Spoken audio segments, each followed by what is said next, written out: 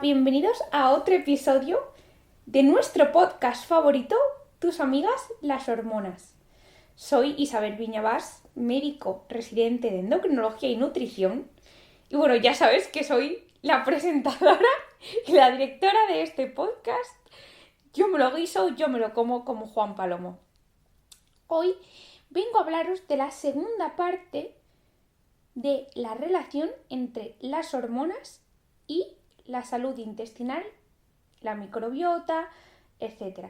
En el primer episodio, que lo tenéis en la primera temporada de mi podcast, os hablé un poco de cómo influyen las hormonas y más concretamente la desregulación de ciertas hormonas, como por ejemplo el cortisol, en una adecuada función intestinal y cómo ciertas alteraciones hormonales pueden contribuir a la aparición de un aumento de la permeabilidad intestinal, con la consecuencia que ello tiene, que principalmente es que sustancias patógenas, microbios que no deberían pasar al interior de la sangre porque tenemos una barrera intestinal intacta, como consecuencia de esa alteración hay agujeritos en la barrera intestinal, pasan esas bacterias, esos microbios, etcétera, producen una inflamación crónica sistémica, es decir, que puede afectar a cualquier parte del cuerpo, porque una vez que está en la sangre, eso se disipa y llega desde el cerebro hasta las glándulas como el páncreas, pudiendo descompensar enfermedades como la diabetes, pudiendo descompensar enfermedades como la enfermedad de Graves o la enfermedad de Hashimoto, pudiendo provocar alteraciones menstruales, etc. Hoy, en esta segunda parte, y recomiendo que si no has escuchado, mejor dicho, la primera parte, vayas, porque te explico las diferentes capas de la barrera intestinal, cómo puedes reparar esa permeabilidad intestinal, y creo que es un poco lo básico para que este episodio, que podrías escucharlo aunque no hayas escuchado el anterior, tiene un poco más de sentido si lo escuchas así, ¿vale? En el episodio de hoy voy a hablaros de cómo puede afectar o cómo ciertas enfermedades endocrinas pueden producir sobrecrecimiento bacteriano y cómo el sobrecrecimiento bacteriano puede afectar a el control de la función adecuada hormonal.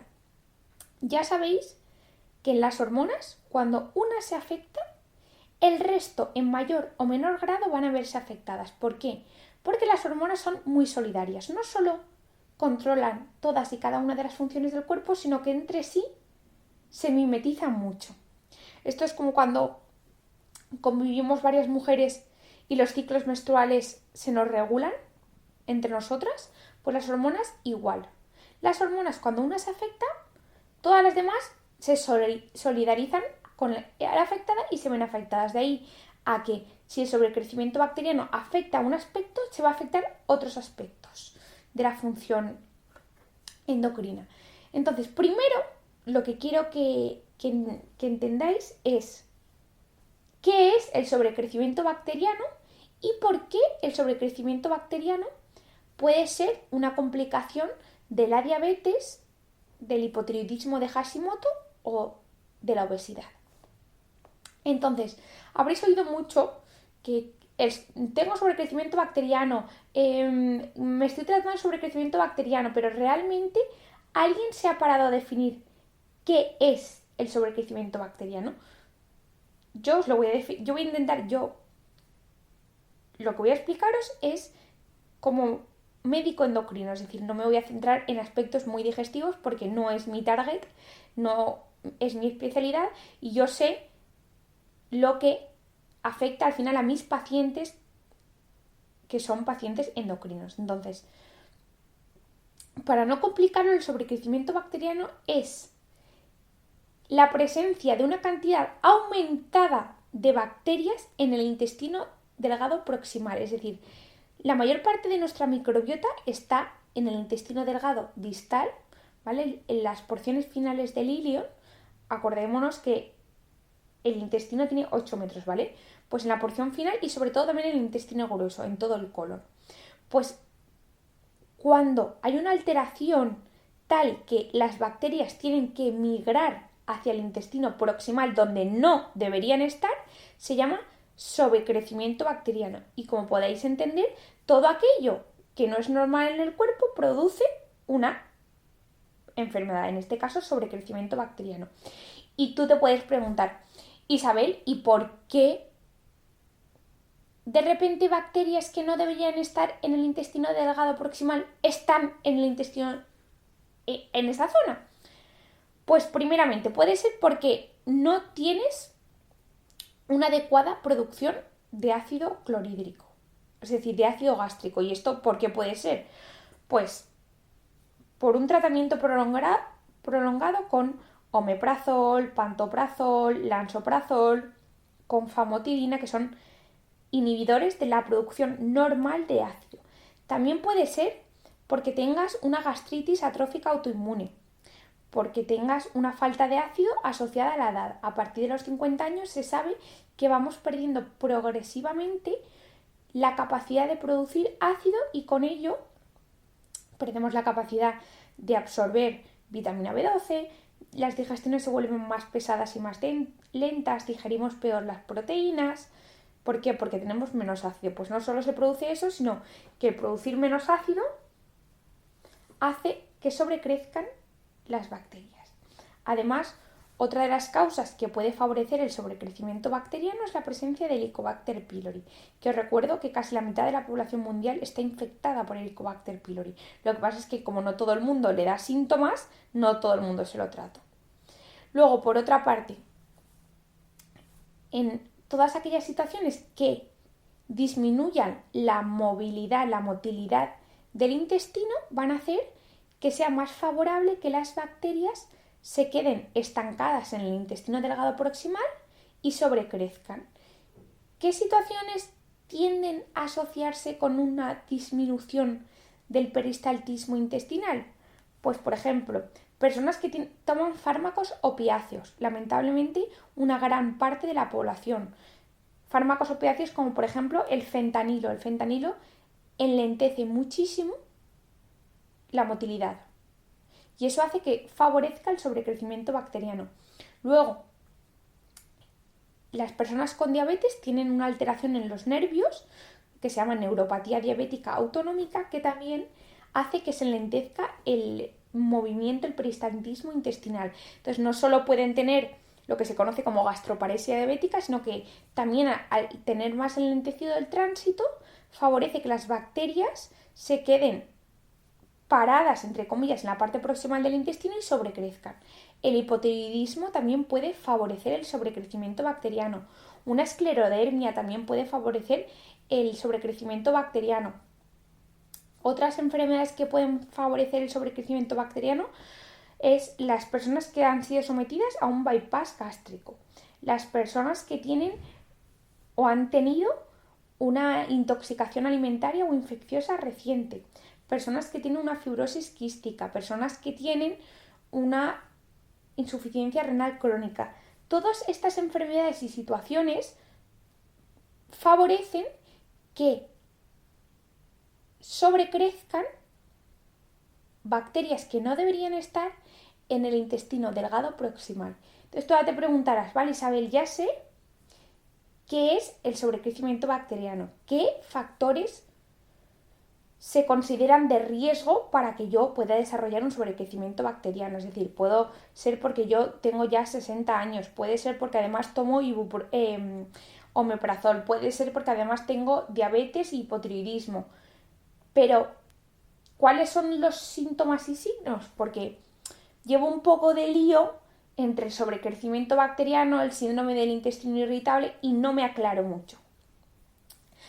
Aunque hay síntomas que son muy parecidos entre el sobrecrecimiento bacteriano, el síndrome del intestino irritable, la enfermedad celíaca y otros trastornos digestivos, sí que es cierto que hay varios síntomas que son un poco más característicos del sobrecrecimiento bacteriano. Entre ellos está la distensión abdominal, es decir, que tú te notes con el abdomen muy distendido, pero no estoy hablando que acabas de comer y tienes el estómago un poco hinchado porque te has tomado 3 platos de paella, 2 bolas de helado y además un trocito del gofre que le has sobrado a tu hijo. No, estoy hablando de una distensión como si te hubieras tomado 5 litros de agua. O sea, que tienes el estómago a tensión, ¿vale? Que lo tienes hinchado a tensión, no hinchado de comer.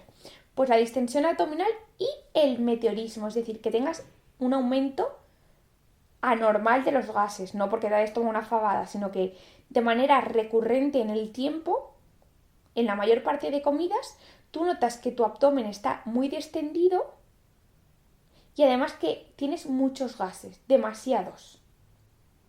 Estos son los 2 síntomas más característicos. Luego, otros que pueden aparecer en personas con sobrecrecimiento bacteriano, pero que aquí ya es lo que os digo, que se puede solapar con varias enfermedades digestivas, es la diarrea, el que tengas heces flotantes o pastosas o brillantes, luego también estreñimiento, luego también puede aparecer de repente que eres intolerante a la lactosa o que eres intolerante a la fructosa o que eres intolerante a la histamina. ¿Por qué? Porque el sobrecrecimiento bacteriano, las bacterias sobrecrecidas que no deberían estar en el intestino delgado proximal, producen metabolitos, entre ellas sustancias ácidas y tóxicas, para la barrera intestinal, de manera que daña la barrera intestinal y en la superficie de la barrera intestinal, que esto ya lo sabéis del anterior podcast, están los transportadores encargados de absorber,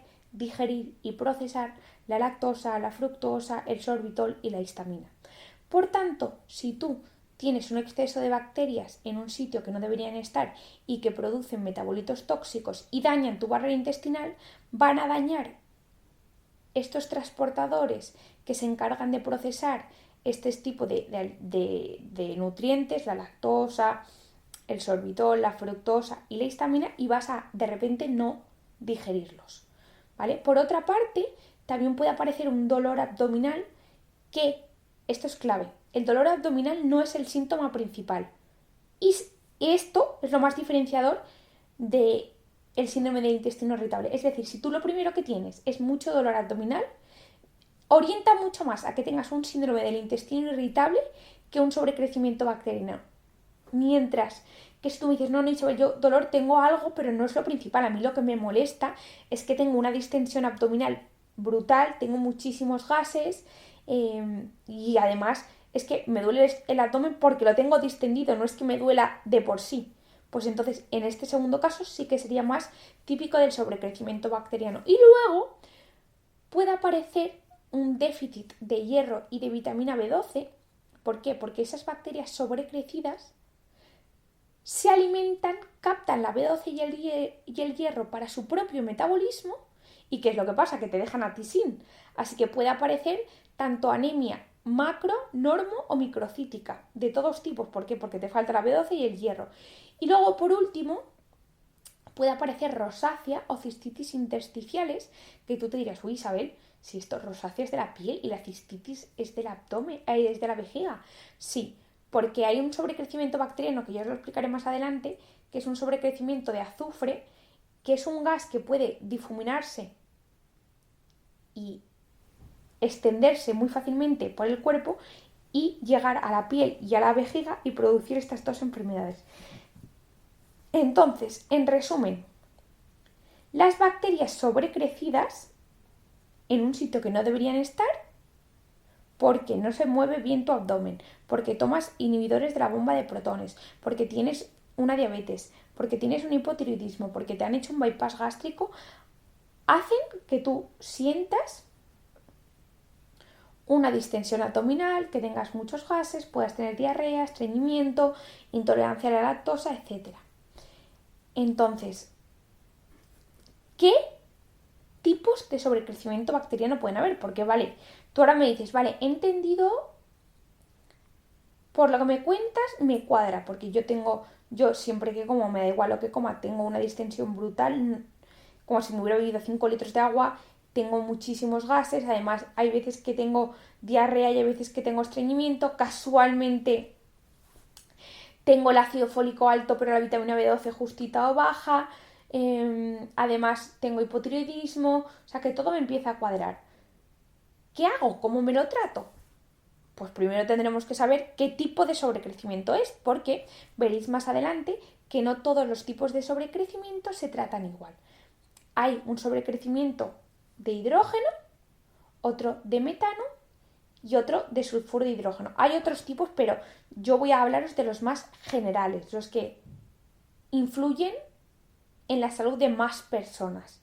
Porque como os he dicho, esto no es un podcast específico de salud digestiva, esto es de hormonas, cómo afectan, y como estos tres sobrecrecimientos son los que más son afectados por los pacientes con hipotiroidismo, con diabetes, con obesidad, pues son los que yo más he estudiado y más domino.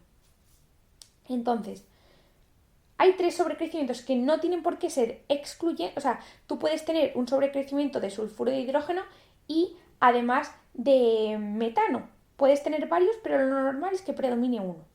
Entonces, ¿cómo se diagnostica el sobrecrecimiento bacteriano para saber qué tipo es y, por tanto, tratar de la manera más adecuada?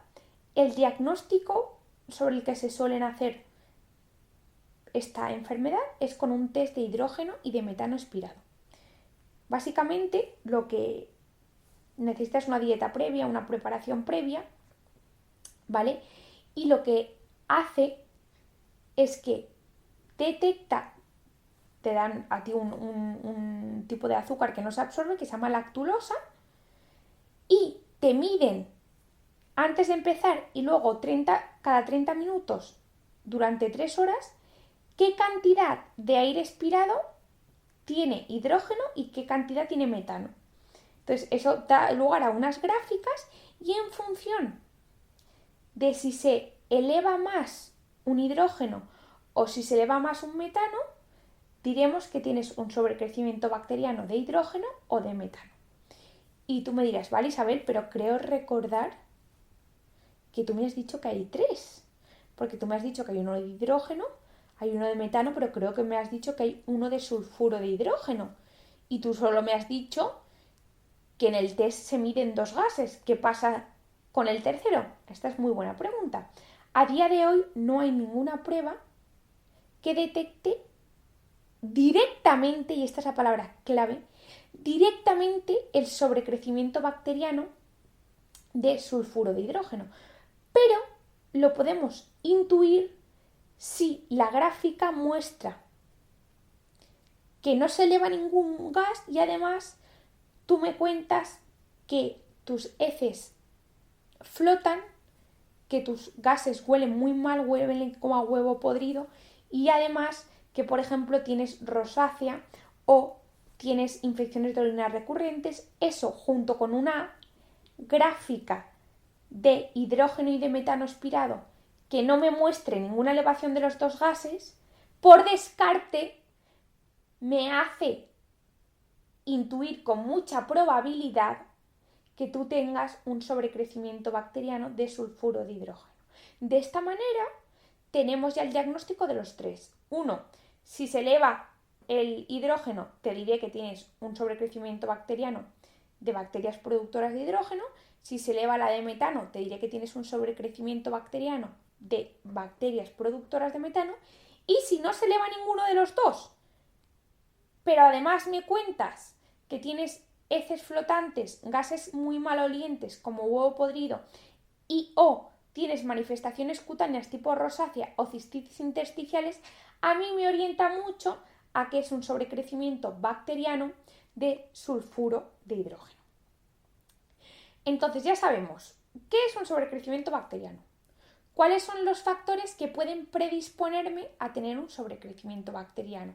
También sabemos cuáles son los síntomas del sobrecrecimiento bacteriano, que predominan sobre todo y diferenciadores a otros síntomas, a otras patologías digestivas, el hecho de tener una distensión abdominal anormal y de tener muchos gases. Esos son como los dos síntomas más diferenciadores, y sobre todo que el dolor no es algo tan recurrente como el síndrome del intestino irritable.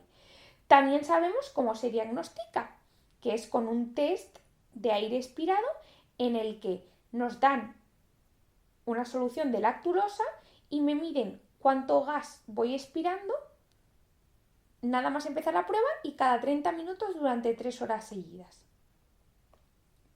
Entonces, ahora que sabemos todo esto, tú me preguntarás, vale, Isabel, ya sé, he ido a un médico y don digestivo lo tengo. ¿Cómo se puede tratar? Aquí hay dos vertientes que inicialmente pueden parecer opuestas, pero yo ya sabéis que soy de I. Vivimos en una sociedad del O. O eres de una cosa o eres de otra. Yo soy de I. ¿Por qué? Porque para mí todo aquella abordaje, suplemento, estrategia que me permita conseguir mi objetivo, que es devolverte tu salud, o en el caso de que no estés enfermo, perpetuar tu estado de salud y mejorar tu calidad de vida, para mí va a ser bienvenido. Yo no soy reticente a nada. A mí me presentan una cosa. Yo soy escéptica. Yo escucho, estudio, valoro, digiero. Y una vez con todo el estudio, con todo lo que yo sé de base, lo integro en mi cabeza, me lo dejo reposar y valoro si, teniendo en cuenta cómo funciona el cuerpo, cómo funcionan las hormonas, si eso que me están presentando tiene una plausibilidad, si es lógico. ¿Por qué? Porque si tú me presentas algo que va en contra de cómo funciona una hormona, de cómo funciona el cuerpo, a mí eso me va a chirriar. Por eso para mí es básico. O sea, la medicina y especialmente el conocimiento de cómo funciona el cuerpo en estado de salud, es lo que se denomina fisiología, es la asignatura y probablemente el aspecto más importante de toda la medicina. Y lamentablemente solo es una asignatura que es 1 año y medio. Y para mí debería ser de 3. Porque si tú, un médico, no sabe, como su nombre, cómo funciona el cuerpo sano, ¿cómo vas a saber curar un cuerpo enfermo si no sabes a lo que tiene que volver? Esto es una reflexión mía, pero bueno, aquí lo digo.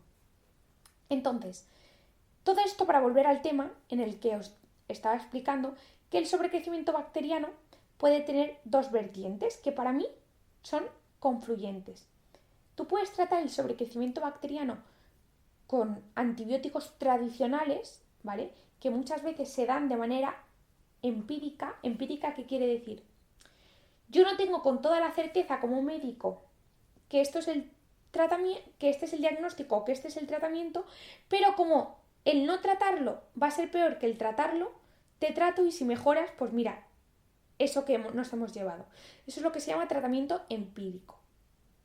Pues bien, hay un tratamiento para el sobrecrecimiento bacteriano que lamentablemente tiene una tasa de curación muy baja y mucha gente lo conoceréis porque es el rifamycin, es la rifamycina, que es un antibiótico que se da aproximadamente durante 10-14 días y se da cada 8 horas 400 miligramos. Si después de esta fase no funciona, muchas veces lo que os hacen es o volver a dároslo o os añaden a ese antibiótico otro antibiótico que puede ser o la neomicina o el metronidazol, que el metronidazol sienta fatal. Pero bueno, la cuestión es que si no os sienta bien, o sea, si no os va bien la primera línea de tratamiento solo con rifamycina, os suelen añadir otro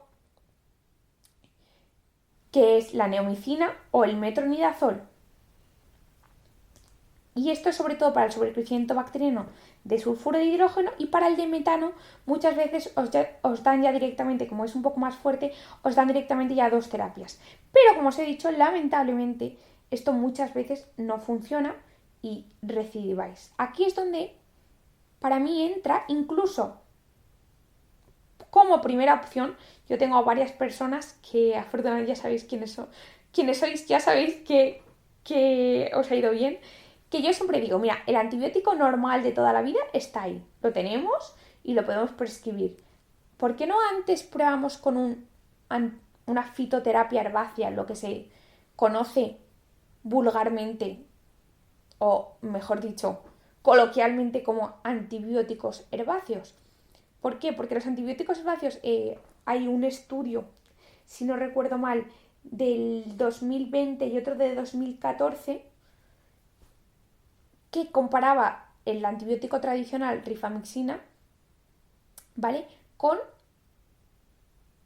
los antibióticos herbáceos y demostraron una tasa de curación similar con menos efectos adversos. Entonces, sobre todo porque los antibióticos normales, al ser también más fuertes, deplecionan, vacían más la flora intestinal autóctona, la que sí que debe estar. Entonces, de cara a las consecuencias, sobre todo de disbiosis y de alteración de la microbiota normal, los antibióticos normales, valga la redundancia, suelen tener más efectos adversos de dañar durante más tiempo la microbiota normal.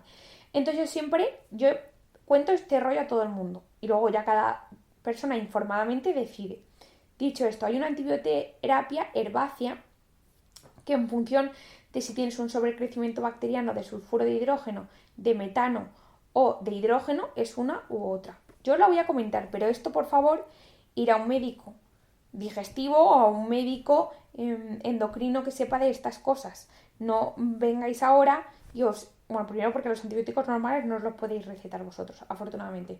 Los antibióticos herbáceos sí os los podéis tomar y bueno, yo en mis destacados y favoritos tengo los antibióticos que recomiendo para el sobrecrecimiento bacteriano, pero yo os recomendaría, ¿vale?, que si no os ha visto nadie, que mejor os vea un digestivo. Yo sé que en la sanidad pública esto está lentísimo, que las citas son durante un año y por eso un poco el razonamiento de hacer este podcast, porque creo que es un tema que primero afecta a muchas personas y después hay una gran desinformación.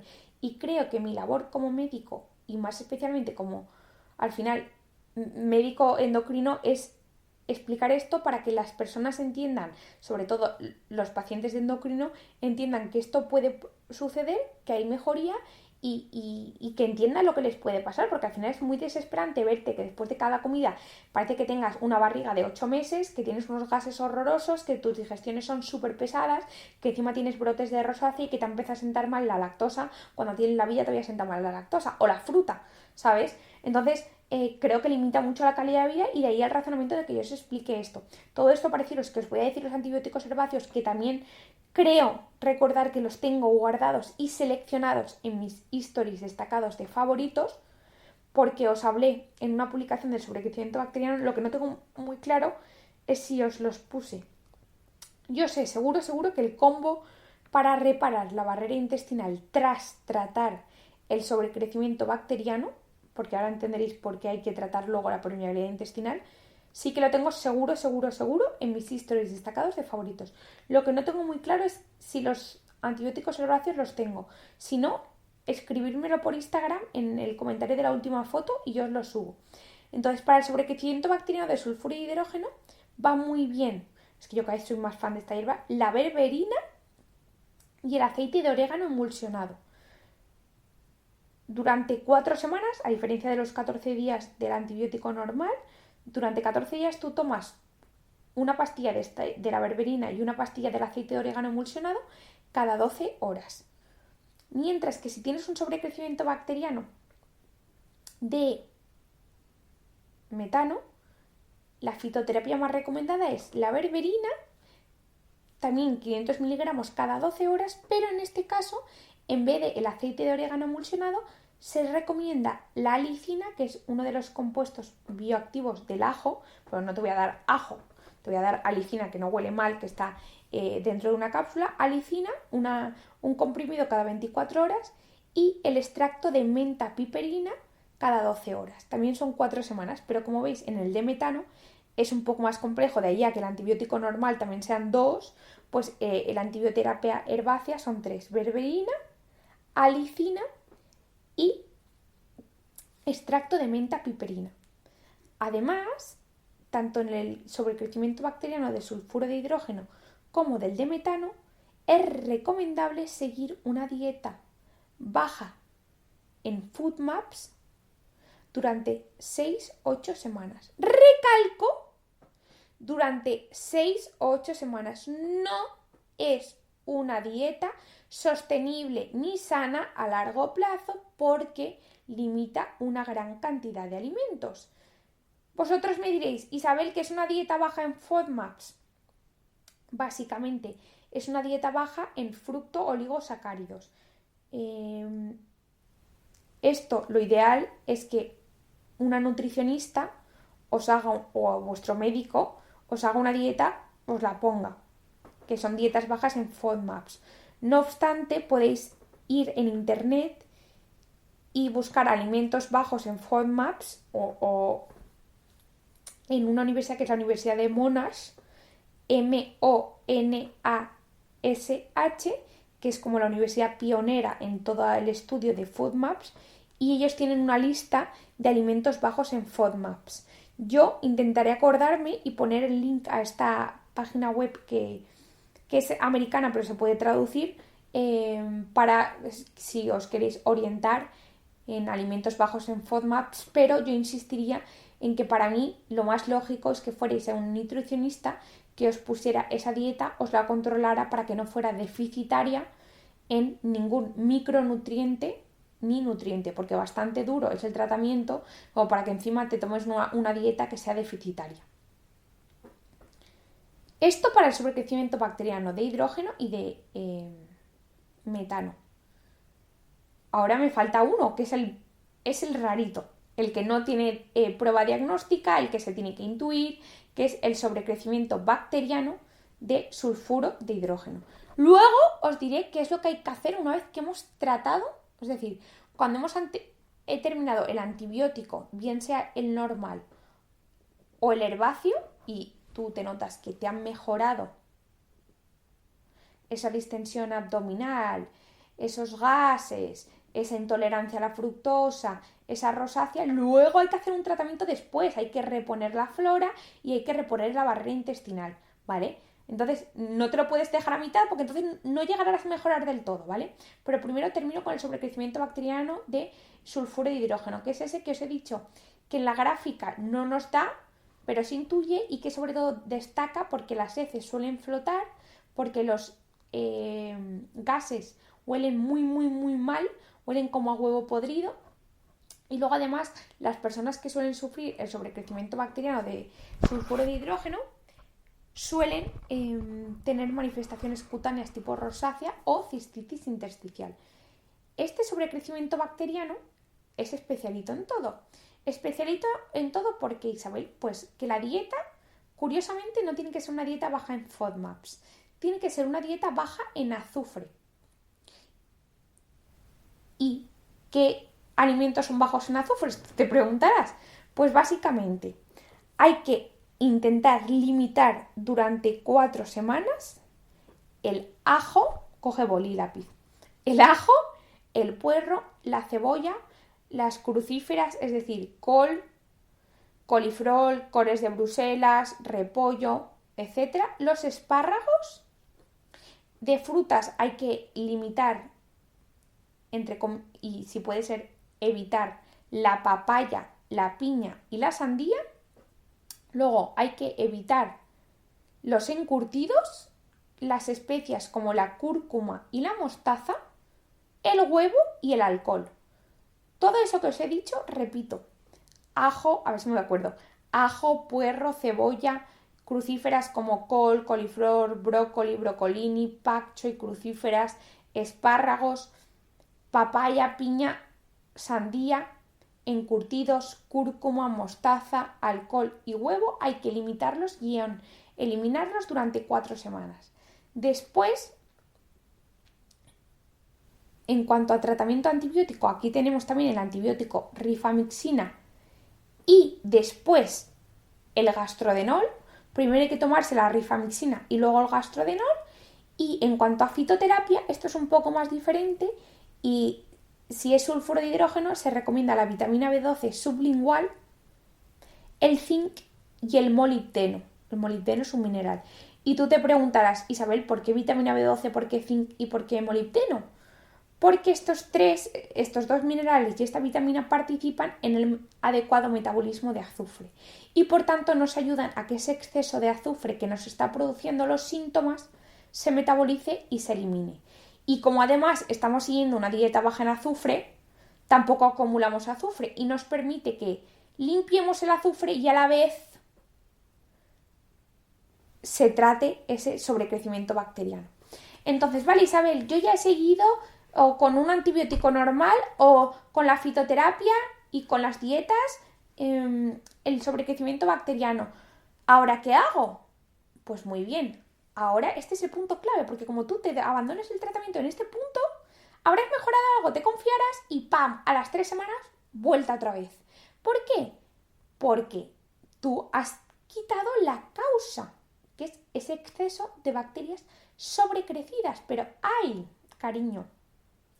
Las bacterias sobrecrecidas que han estado ahí semanas, meses o incluso años, han producido, como os he dicho antes, metabolitos tóxicos, metabolitos ácidos, metabolitos que dañan la barrera intestinal. Con lo cual, todas las capas de la barrera intestinal van a estar dañadas. Y por eso, de hecho, probablemente sigas en este punto sin poder tolerar bien la lactosa, sin poder tolerar bien el sorbitol y la fructosa. ¿Por qué? Porque tienes la barrera intestinal dañada y en la superficie de la barrera intestinal es donde están los transportadores que permiten digerir y absorber la lactosa, la fructosa, el sorbitol y la histamina, evitando que se queden en tu luz intestinal y te produzcan síntomas. Con lo cual, como tú trates el sobrecrecimiento bacteriano, bien sea con antibióticos normales o con fitoterapia, pero no trates la consecuencia que es la barrera intestinal con agujeritos y dañada, vas a seguir teniendo síntomas. ¿Por qué? Porque vas a tener la barrera con agujeritos, no vas a digerir bien la lactosa, el sorbitol y la fructosa y además van a entrar bacterias patógenas a tu interior del cuerpo produciendo una inflamación crónica. Por eso, aunque tengas ganas de abandonar todo, hay que aguantar todavía. ¿Y qué es lo que hay que aguantar? Hay que reponer. Hay que reponer la flora intestinal, la microbiota y hay que reparar la barrera. Entonces hay dos cosas que hacer. ¿Cómo reparamos la microbiota? ¿Por qué? Porque bien si te has tomado antibióticos o los antibióticos herbáceos, la microbiota normal se ha dañado. Entonces, hay que buscar unos probióticos. Esto os lo expliqué, creo que en el de la barrera intestinal, lo que hay que buscar en un probiótico. Así que escuchad ese podcast, pero hay que buscar un probiótico que nos ponga el nombre y apellido de las bacterias, que sea resistente a temperatura ambiente y que cuando te pongan el probiótico te pongan número de bacterias hasta la fecha de expiración. Porque a mí no me vale de nada que me pongan 5 millones de bacterias cuando yo he producido el bote, porque a mí me llega 8 meses más tarde. Entonces, como no duren esas bacterias vivas hasta que se caduque el producto, igual me estoy tomando una cápsula con bacterias muertas. Entonces, tienen que asegurar que esas bacterias están vivas hasta la fecha de expiración, ¿vale? En los probióticos que yo os tengo en mis histories destacados, cumplen estos requisitos.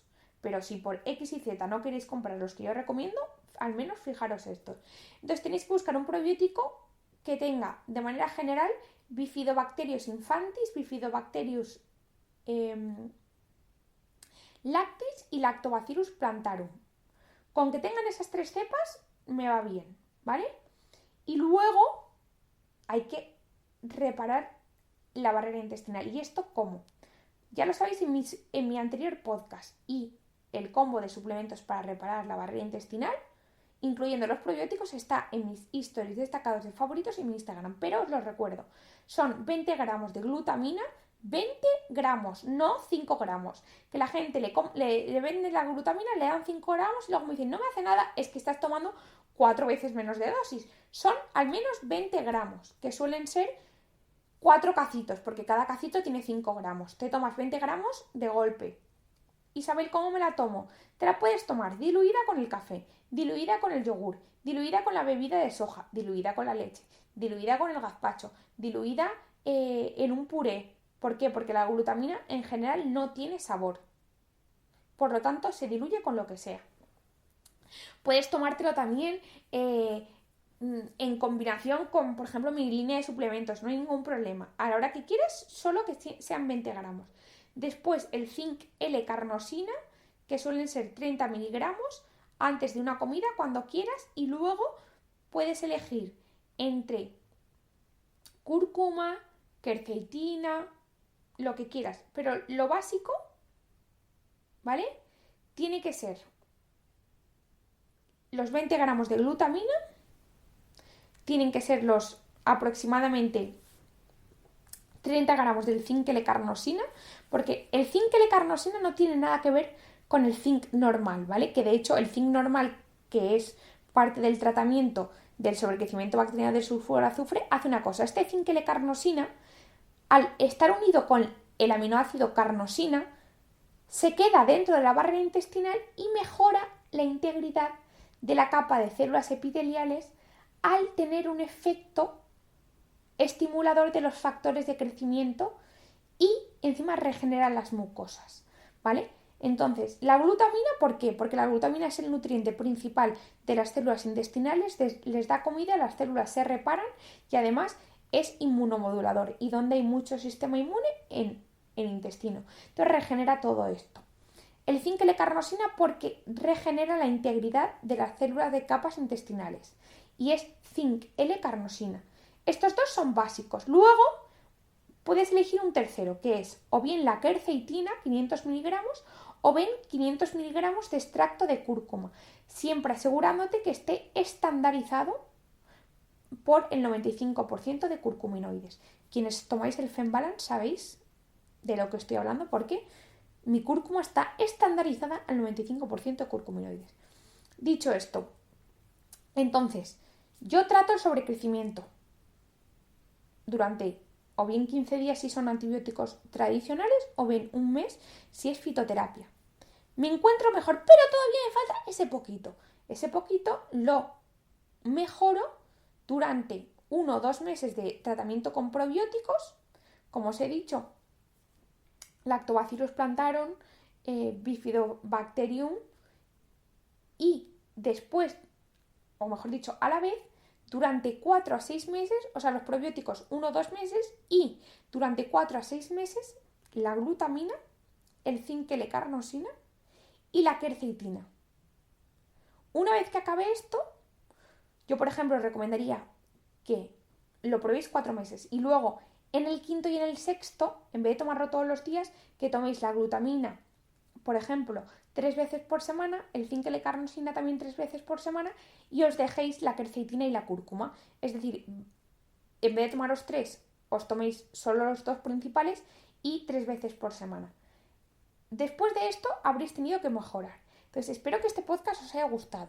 ¿Por qué? Porque espero que hayáis aprendido qué es el sobrecrecimiento bacteriano, qué síntomas puede daros, qué personas están más predispuestas, las personas con hipotiroidismo, con diabetes, con obesidad, con fármacos opiáceos, personas que se toman omeprazol, pantoprazol, rabeprazol, famotidina, fentanilo, personas que son más mayores, personas que tienen fibrosis quística, que tienen un bypass gástrico, etcétera, que se diagnostica con una prueba de aire expirado y que en función de qué se eleve o qué no se eleve, sabremos que es un sobrecrecimiento bacteriano de metano, de hidrógeno o de sulfuro de hidrógeno. En función de lo que sea, se trata, si es de sulfuro de hidrógeno, con una dieta baja en azufre, con unos antibióticos que es rifamixina y gastrodenol, o con fitoterapia que es vitamina B12, zinc y molibdeno, mientras que es un sobrecrecimiento bacteriano de hidrógeno o de metano, se trata con una dieta baja en FODMAPs, que lo ideal es que lo prescriba un nutricionista especializado, y antibióticos o fitoterapia, en este caso, bien con berberina, bien con extracto de orégano emulsionado, si es de... se me ha ido de la cabeza. Si es el de hidrógeno, y berberina, alicina y extracto de mentapiperina si es el de metano. Y luego, en todos los casos, hay que reparar la barrera intestinal y repoblar la microbiota. La microbiota se repara durante 1 o 2 meses con un probiótico de calidad, como los que he dicho, a base de Bifidobacterium lactis infantis y plantarum y la barrera la reparamos para mejorar la absorción de lactosa, de fructosa, de sorbitol y evitar una inflamación crónica con glutamina, zinc L-carnosina, quercetina o cúrcuma. Y nada, que espero que os haya gustado, que el combo de la barrera intestinal lo tengo en mis stories destacados de favoritos, pero que por favor escuchéis el podcast de barrera intestinal y hormonas para entender un poco más, y creo que los combos de sobrecrecimiento bacteriano de antibioterapia herbácea creo que los tengo en mis destacados de favoritos, pero esto sí que no estoy segura. Entonces, si os interesa, escribírmelo en mi último comentario de la publicación y yo os lo subo encantada, ¿vale? Y que nada, que muchísimas gracias, que acordaos de likear este episodio, valorarlo si lo escuchas en Spotify o en Apple Podcast, de seguirme en mi Instagram y acordaos que tenéis los mejores suplementos hormonales para trabajar con tu cuerpo en IVB Wellness Lab, que es mi empresa, bueno, de la que yo soy partícipe. Mi hermano y Valerio son realmente los jefes. IVB Wellness Lab, que lo tenemos en nuestra web, cuyo link está en la descripción del podcast, y en farmacias seleccionadas. Un besito muy muy fuerte y que paséis un buen día.